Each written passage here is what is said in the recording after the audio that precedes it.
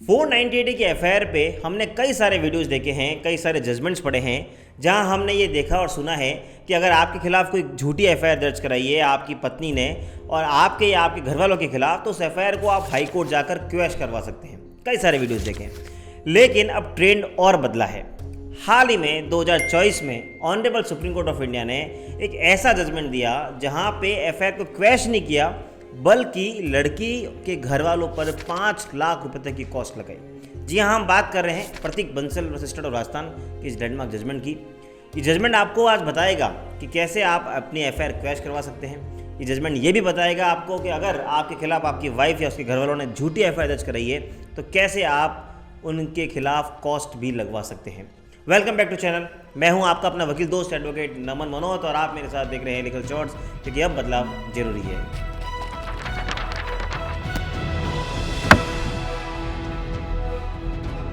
तो दोस्तों, आज हम बात कर रहे हैं उस लैंडमार्क जजमेंट की, Pratik Bansal versus state of Rajasthan 2024 supreme court. नीचे लिंक दे रहा हूं, आप चाहें तो पूरा जजमेंट भी पढ़ सकते हैं। इस केस में और जाने उससे पहले इसके फैक्ट्स को जान लेते हैं, लेकिन फैक्ट्स को जानने से पहले एक छोटी सी रिक्वेस्ट आपसे मैं कर रहा हूं। अगर आपके जीवन में कोई कानूनी समस्या है, नीचे लिंक दे रहा हूं, उस लिंक पर क्लिक करके आप घर बैठे एक कॉल पर अपनी समस्या का समाधान पा सकते हैं। अब आते हैं वापस प्रतीक बंसल के फैक्ट्स पे।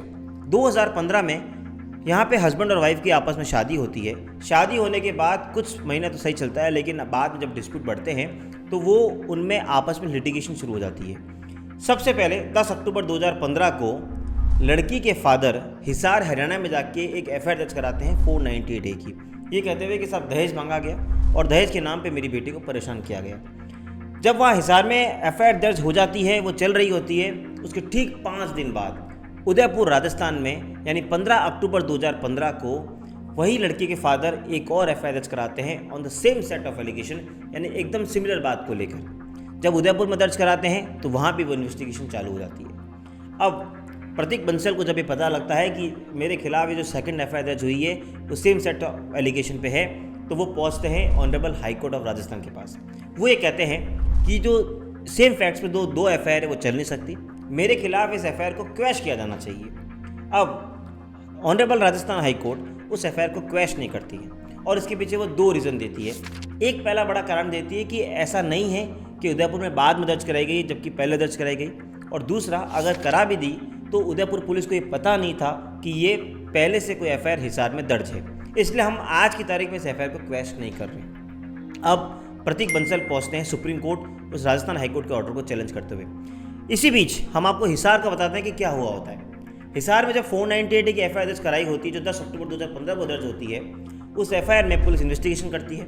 इन्वेस्टिगेशन करने के बाद सिर्फ हस्बैंड के खिलाफ यानी प्रतीक बंसल के खिलाफ जुर्म प्रमाणित मानती है, बाकी के खिलाफ कुछ भी जुर्म नहीं मानती है, उनका नाम उस एफआईआर से हटा देती है। अल्टीमेटली कॉम्पिटेंट कोर्ट में जब चार्जशीट फाइल होती है, ट्रायल शुरू होती है, तो इसी बीच जो लड़की और लड़की के फादर हैं विटनेस बॉक्स में कभी नहीं जाते, यानी उन्होंने हिसार की ट्रायल कोर्ट में कभी भी अपीयरेंस नहीं दी।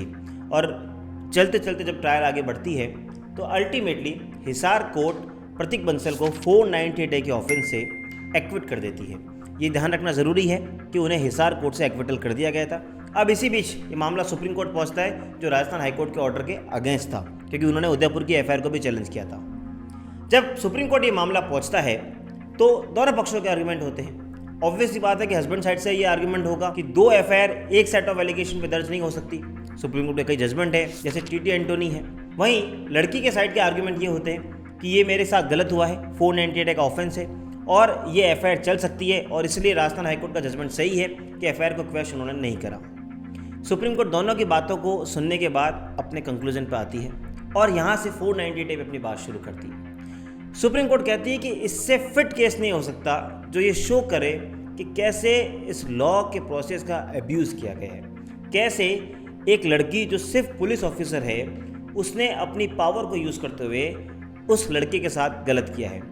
जब उन्होंने हिसार में अपनी एफआईआर दर्ज करा दी थी तो फिर उदयपुर में क्यों कराई, और इंटरेस्टिंगली उनका इंटेंशन भी ये शो होता है कि हिसार की कोर्ट में वो कभी नहीं जाते और अल्टीमेटली वहाँ उसका हस्बैंड का एक्विटल होता है। ये बात शो करता है कि just to harass the petitioner यानी just to harass the Prateek Bansal ये एफआईआर उदयपुर में दर्ज कराई गई, सिर्फ इसलिए क्योंकि वो उस पुलिस में वहाँ पे एक अच्छे रैंक पे ऑफिसर थी। सुप्रीम कोर्ट ने कहा कि राजस्थान हाईकोर्ट ने जो 2 रीजनिंग दी वो भी गलत है। सुप्रीम कोर्ट ने कहा कि राजस्थान हाईकोर्ट ये कह रही है कि साहब सेकंड एफआईआर दर्ज हुई उदयपुर में, जबकि सुप्रीम कोर्ट ने डेट्स का चार्ट बनाते हुए बोला कि डेट्स को देखने से साफ दिखता है कि पहले हिसार में हुई फिर राजस्थान में उदयपुर में हुई, ना कि वाइसे वर्सा। दूसरा, सुप्रीम कोर्ट ने यह भी कहा कि हमें ये समझ में नहीं आ रहा कि हाईकोर्ट इस कंक्लूजन पे क्यों आई कि सर उदयपुर में जब दर्ज कराने गए तो आपने ये नहीं बताया कि हिसार में दर्ज है और उदयपुर पुलिस को कैसे पता होगा। लेकिन सुप्रीम कोर्ट कहती है कि उस एफआईआर के कंटेंट्स में ही लिखा हुआ है कि वो कंप्लेंट खुद कहते हैं कि मैं हिसार में दर्ज करा के आया हूँ। तो सुप्रीम कोर्ट कहती है कि जब ये बात वो खुद ही लेकर आ रहा है तो शायद हाईकोर्ट ने इसको समझने में गलती की।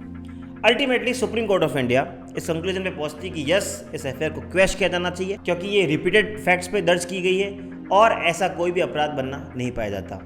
सुप्रीम कोर्ट यहीं नहीं रुकती, वो एक नया ट्रेंड और शुरू करती है और वो 5 लाख की कॉस्ट लगाती है उस कंप्लेनेंट पे, कंप्लेंट यानी लड़की के फादर पे, क्योंकि उन्होंने ही एफआईआर दर्ज कराई होती है। 5 लाख की जब कॉस्ट को ऑर्डर किया जाता है तो सुप्रीम कोर्ट डायरेक्शन देती है कि 5 में से 2.5 लाख तो सुप्रीम कोर्ट के रजिस्ट्रार के पास जमा होंगे क्योंकि आपने लिटिगेशन कॉस्ट है, आपने कोर्ट का समय खराब किया, और दूसरा 2.5 लाख रुपए प्रतीक बंसल को दिलाए जाएंगे जो उसके हस्बैंड थे, क्योंकि उन्हें बड़ा हैरेसमेंट हुआ, उन्हें इतने समय तक इस कोर्ट से उस कोर्ट जाना पड़ा।